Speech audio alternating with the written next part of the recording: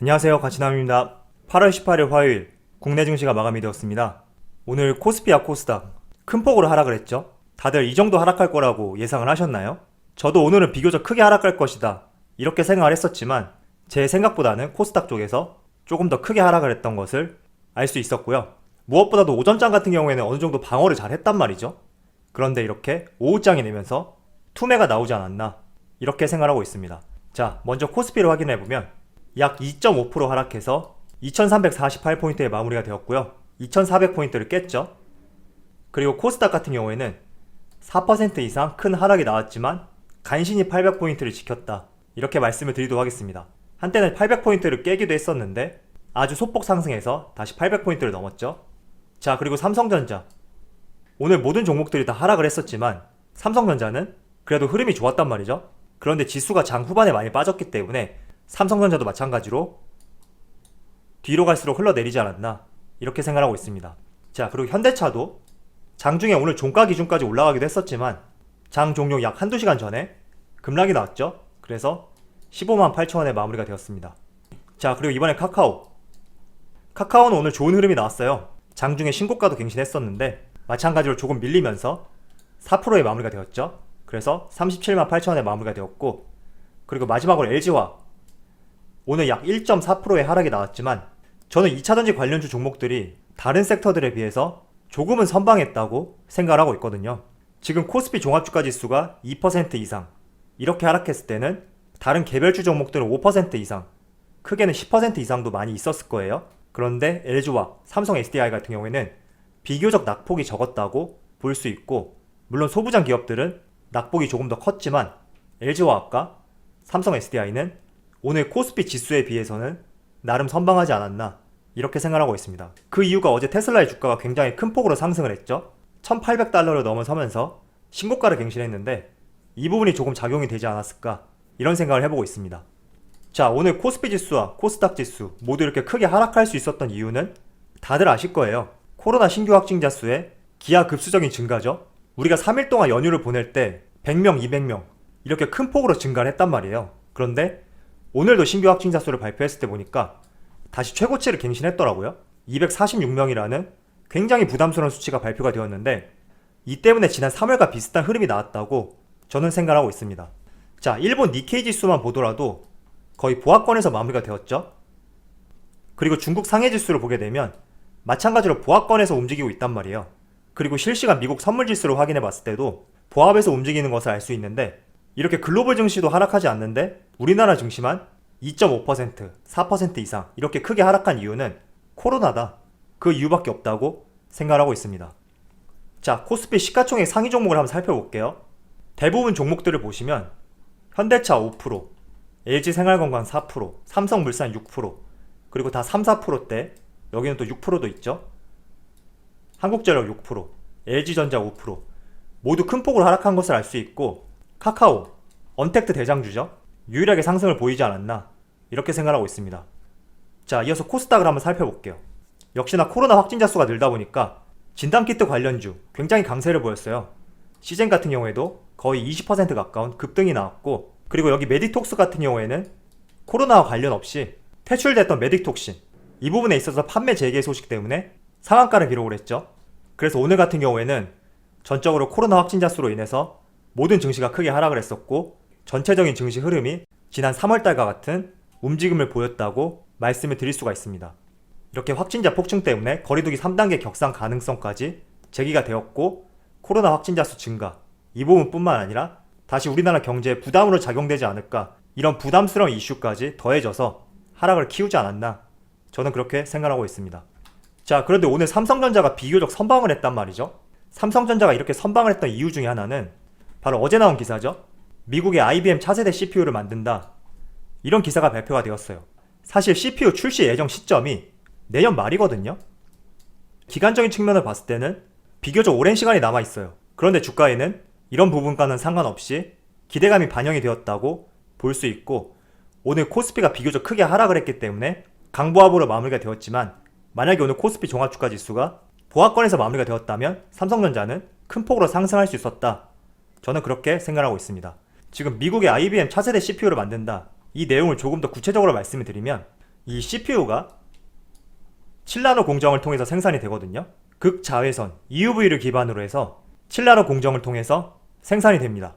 지금 7나노 공정 같은 경우에는 지난번 인텔 이슈가 있었죠. 인텔 같은 경우에 생산을 못하겠다 했던 부분이 삼성이 도맡은 7나노 공정이다. 이렇게 보시면 될 것 같습니다. 삼성전자는 2030년에 TSMC를 따라잡기로 계획을 했단 말이죠. 저는 그래서 EUV를 기반으로 해서 글로벌 기업들의 파운드리 수탁 계약, 이런 발표들이 지속적으로 나올 것이라고 생각하고 있거든요. 그래서 이런 부분도 관심 있게 보시면 좋을 것 같고요. 삼성전자는 그만큼 느리지만 꾸준할 수 있는 기업이니까 여러분들 투자하실 때 너무 큰 수익을 내기 위해서 진입하시기보다는 꾸준하고 안정적인 수익을 내기 위해서 진입한다, 이런 생각을 가지고 항상 삼성전자를 바라봐 주셨으면 좋겠습니다. 자, 지금부터는 제가 여러분들에게 오늘 코스피와 코스닥이 비교적 크게 하락을 했잖아요. 앞으로 우리가 어떻게 대응을 해야 되는지, 그리고 지금 구간에서는 어떤 전략을 세워야 되는지 간략하게 한번 말씀을 드려보도록 하겠습니다. 자, 지난 3월 중순에서 현 시점까지 지수가 가파르게 상승만 했단 말이죠. 그렇다 보니 내가 어떤 종목을 매수했어도 아마 수익을 보기가 굉장히 쉬웠을 거예요. 월봉으로 잠깐 볼게요. 자, 그런데 항상 우리나라 증시를 보게 되면 이렇게 상승 구간도 있고 하락권도 있고 상승, 박스권, 상승, 하락, 그리고 최근의 상승권, 이렇게 상승과 하락, 그리고 박스권, 항상 반복의 연속이었거든요. 그렇다 보니 우리가 주식을 잘하기 위해서는 이런 상승 구간이 아니라 박스권, 그리고 하락 구간, 이런 구간에서 내가 어떻게 대응을 해야 되느냐, 이 부분에 따라서 내가 그동안 벌었던 수익이 얼마나 줄어드느냐, 이런 점도 확인할 수 있고, 얼마나 인내해서 다시 상승장이 왔을 때 수익을 극대화시킬 수 있느냐, 이 부분도 취할 수 있단 말이죠. 제가 간헐적으로 여러분들에게 말씀을 드렸던 내용 중에 하나가 항상 상승장보다는 보합권, 박스권이라고 하죠. 그리고 하락권, 여기서 어떻게 대응을 하느냐가 가장 중요하다, 이런 말씀을 드렸었고, 또 한 가지는 항상 분할 매수를 해야 된다, 이런 말씀을 드렸어요. 자, 그런데 분할 매수 같은 경우에는 지난 3월 중순에서 현 시점까지 아마 여러분들이 체감을 크게 하지 못했을 거예요. 왜냐하면 내가 매수하고 나서 조금만 시간 지나면 계속 상승했기 때문에. 하지만 제가 분할 매수를 적극적으로 추천해드리는 이유 중에 하나는, 다시 월봉으로 보여드릴게요. 내가 만약에 지수가 지속적으로 상승했을 때 이 구간, 여기서 매수를 했다고 가정을 해볼게요.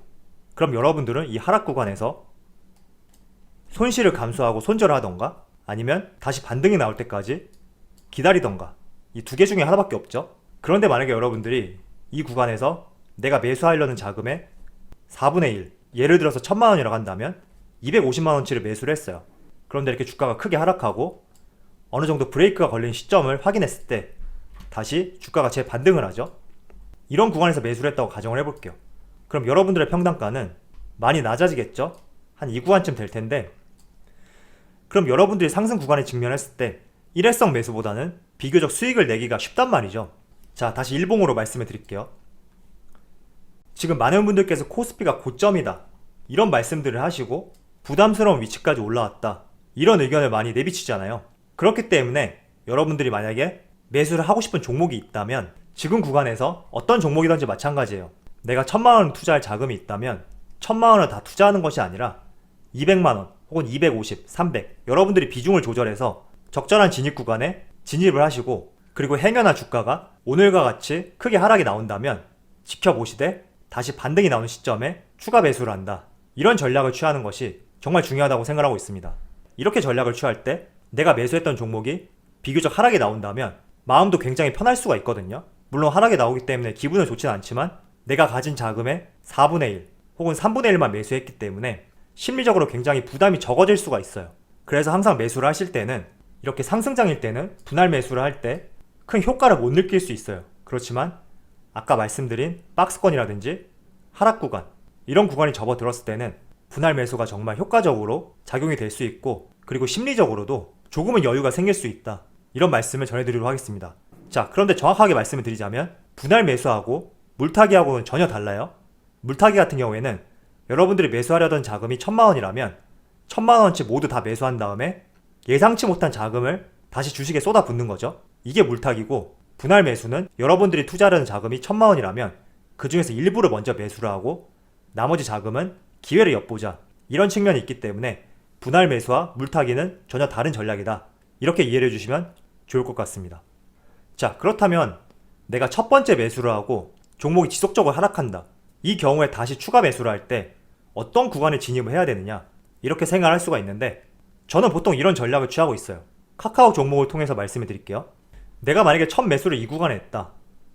그런데 주가가 지속적으로 하락을 해요. 그렇다고 해서 저는 아무 구간에서 매수하는 것이 아니라 브레이크가 걸리는 구간, 이 구간을 반드시 체크를 한 다음에 이렇게 반등이 나오는 시점, 이러한 구간에서 매수를 하거든요. 그래서 오늘처럼 크게 하락했다고 해서 추가 매수할 것이 아니라 이 코로나 사태가 우리나라 시장에 어디까지 영향을 미칠지 아직까지는 확인이 되지 않았기 때문에 조금은 지켜보고 관망하면서 기회를 엿보는 것이 중요하다고 말씀을 드리도록 하겠습니다. 자, 한국콜마홀딩스, 제가 이 종목을 예시로 여러분들에게 여러 번 말씀을 드린 것 같아요. 제가 이 종목을 코로나 직전에 약 25,000원 구간에서 매수를 했었는데 13,000원까지 약 50%의 급락이 나왔거든요.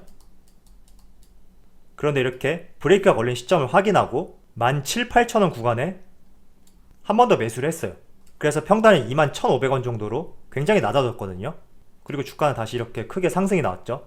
이런 원리를 잘 생각해보면서 항상 투자를 하실 때도 조금은 전략적으로 투자하는 습관을 가져보셨으면 좋을 것 같습니다.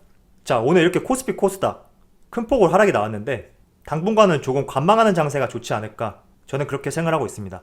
여러분들도 너무 공격적인 투자보다는 조금은 보수적인 투자를 할 수 있는 한 주가 되기를 바라면서 오늘 영상 여기서 마치도록 하겠습니다. 자, 그럼 언제나 여러분들의 성공 투자를 기원하도록 하겠습니다. 감사합니다.